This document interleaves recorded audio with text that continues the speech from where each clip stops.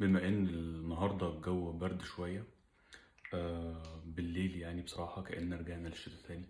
فانا من الناس اللي بتحب لما تقعد في البيت والجو يبقى كويس تستخدم حاجه، يعني ترضيها شويه، حاجه بتحبها.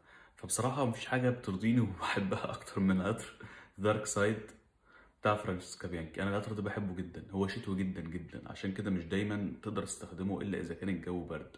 فبصراحه النهارده الجو برد، انا قررت ان انا قبل ما انزل هستخدمه وارش منه رشتين براحتي خالص بقى في الجو الهوا الحلو قوي ده. درجه حراره تقريبا 16. انا شايف ان هو عطر مناسب جدا جدا للجو ده، وانا بصراحه ما بصدق، انا بتصلب عشان استخدمه.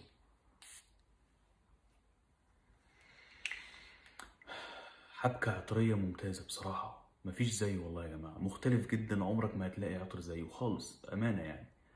جميل جدا. لو مش بتحب عطور فرانشيسكا بيانكي أو أول مرة تجربها، بلاش تبدأ بيه، لأن هو بصراحة يعني محتاج واحد متمرس شوية. ما تشتريهوش غير لما تجربه، ممكن لما تجربه يعجبك.